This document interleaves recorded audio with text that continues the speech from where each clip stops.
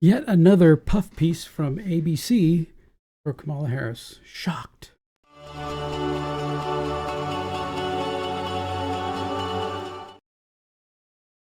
Hey everybody, this is Tom with Tom's Talk Show. Yes, ABC has released another. It's 11 minutes. How long is it exactly? Exactly 11 minutes. Little puff piece asking Kamala the really hard questions.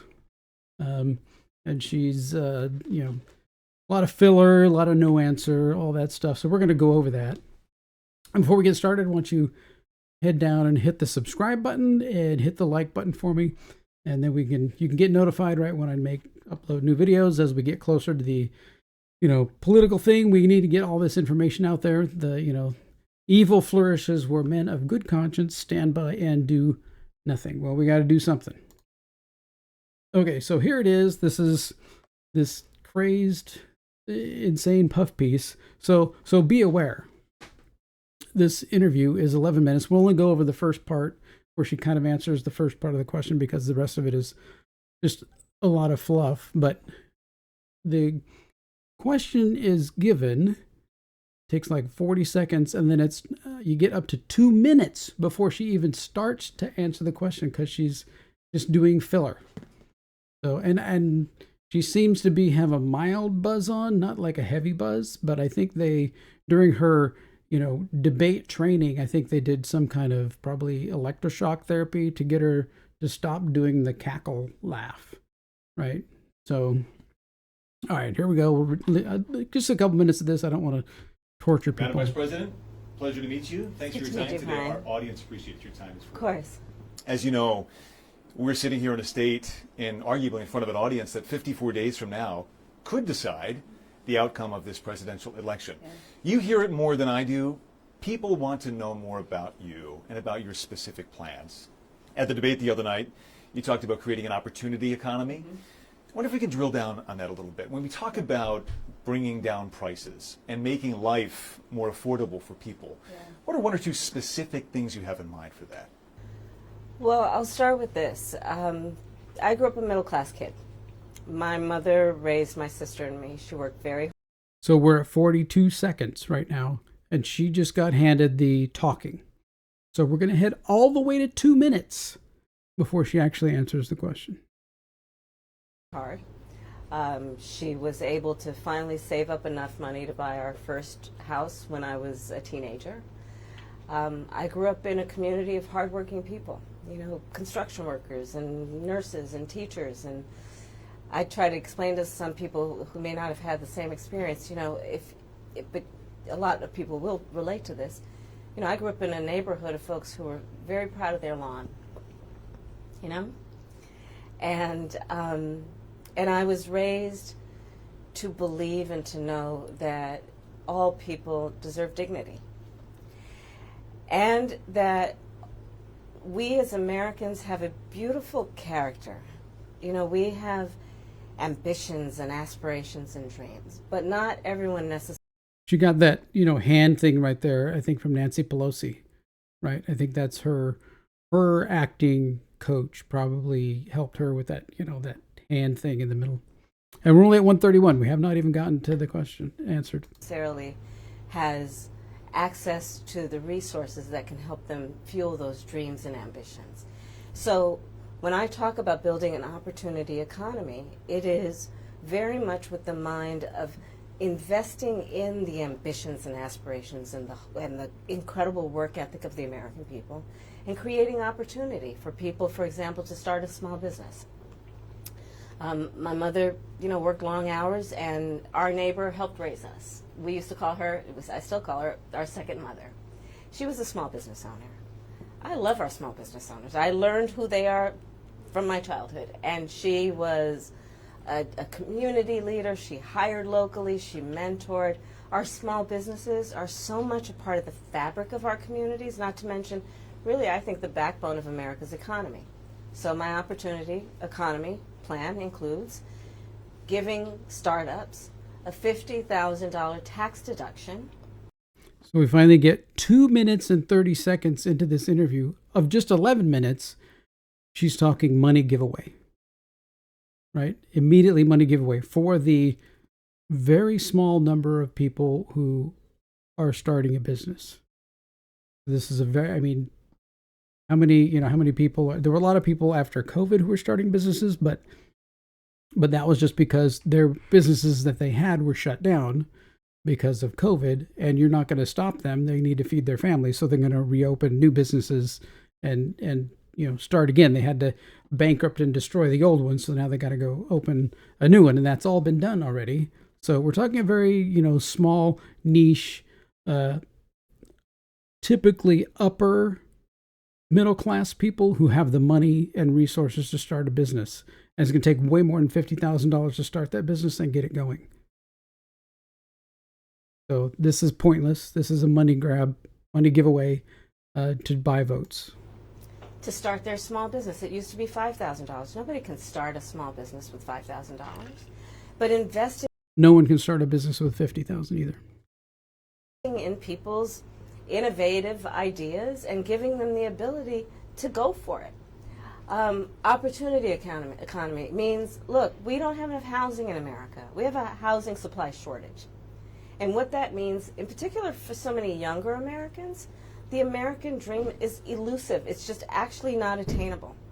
So part of my plan is to work with the private sector and housing developers to give them a tax credit, to be able to partner with us as the government, to build, and my goal is 3 million new homes by the end of my first term. In addition, to help people who just want to get their foot in the door, literally.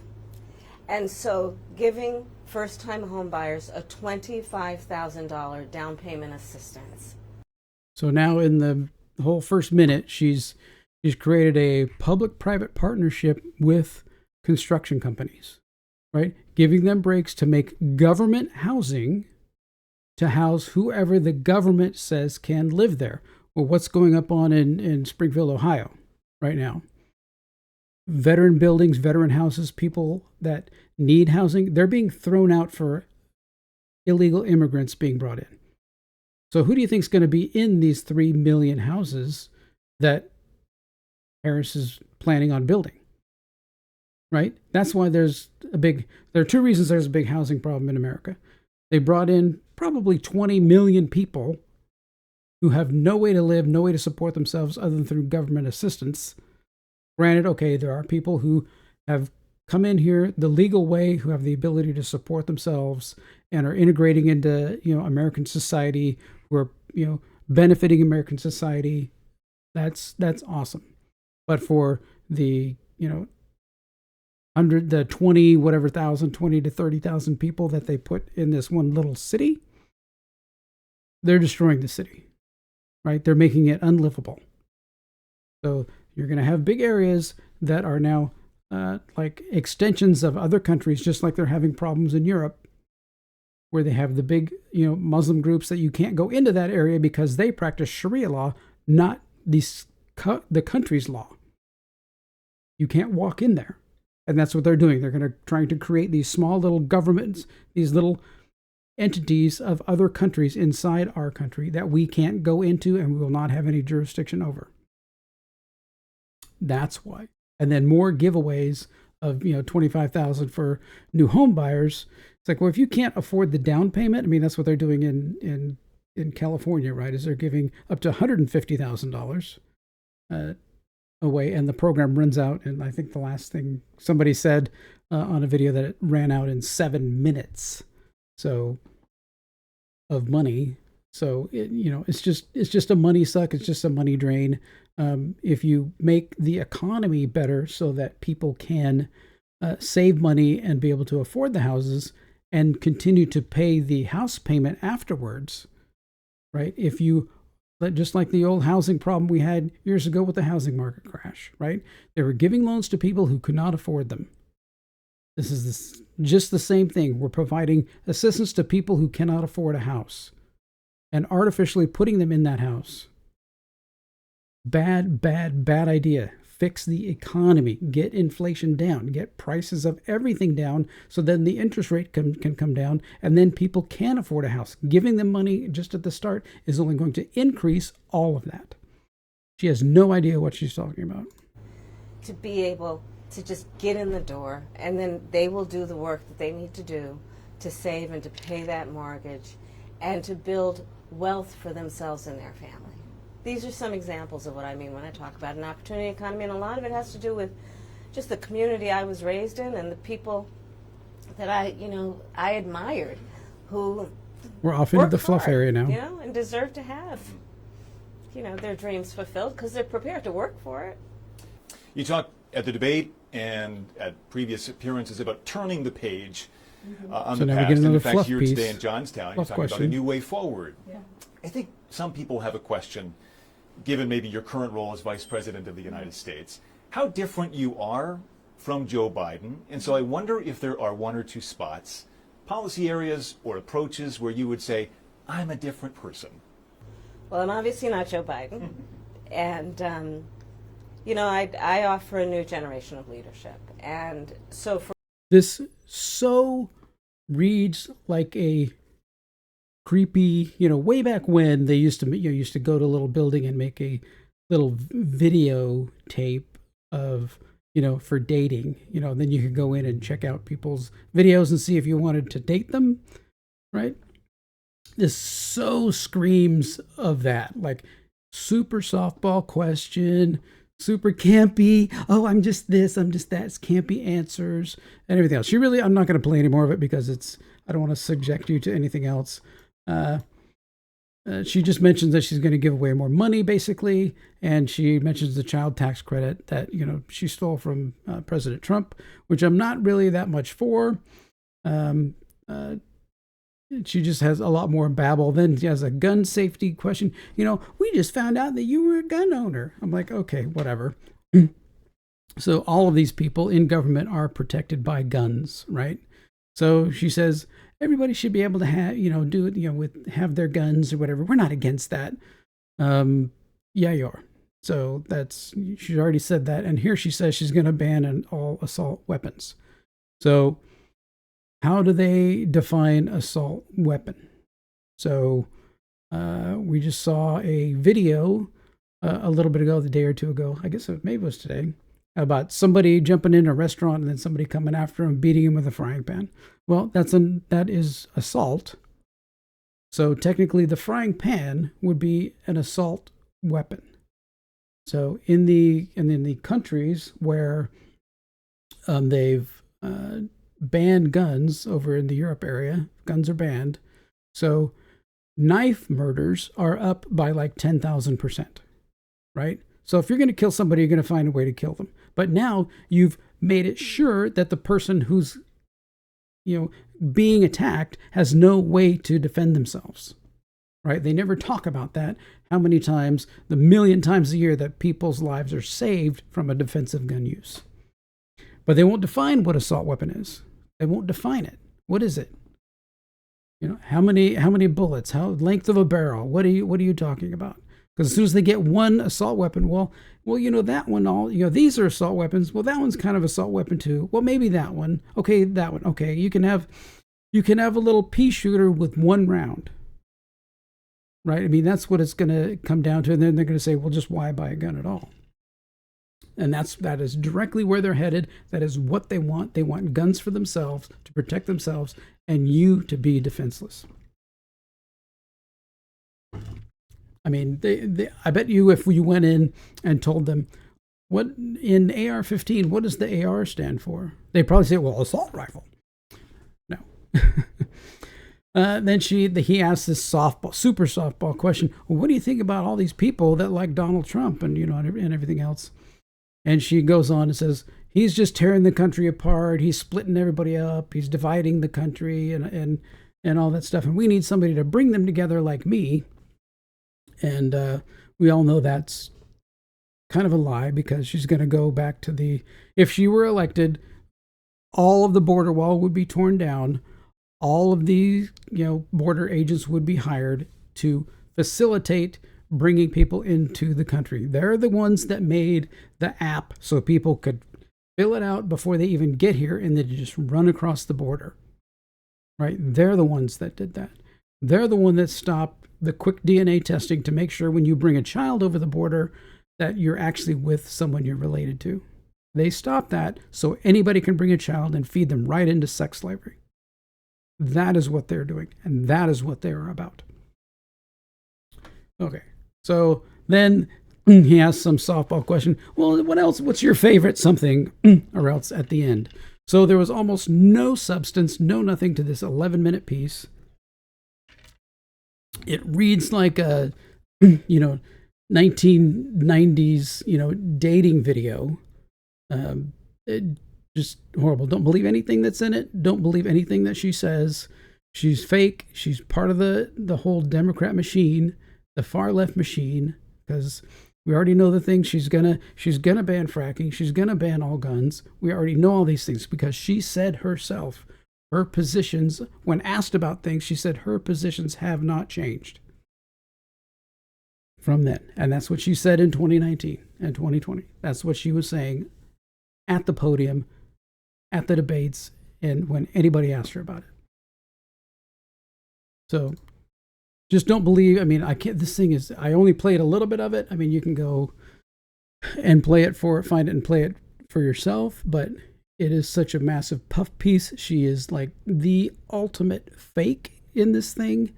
Just like she was ultimately. I'm surprised she didn't do the hand on the arm thing when he was asking her a question. But no puff pieces.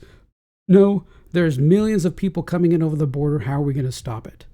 What are we going to do about cities like in Ohio, where the people that you brought in, that you cheered for, that you said you were going to bring another 100,000 in of, are destroying this little town? People are afraid to go outside. What are you going to do about that?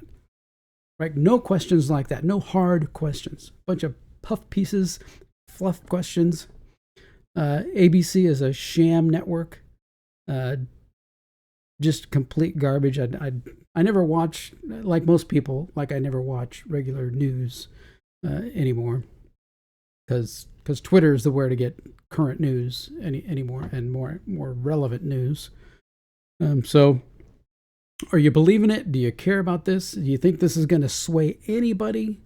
I don't know who this Brian Taff is. I mean, he's probably just another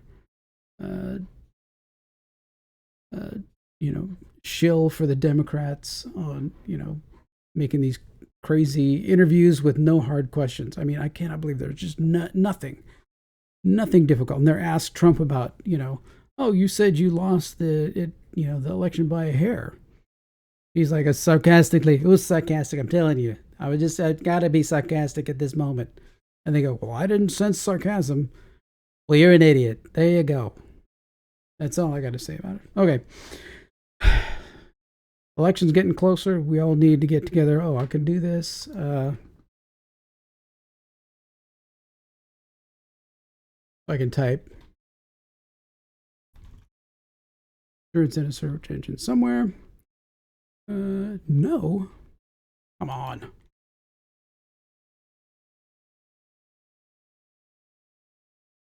Here we go. We can do this. Go here, sign up, get information. This is the Jeremy from the Quartering. He's got this whole site, so you can. I think he's selling stickers or something, so you can put them there that have a barcode that help you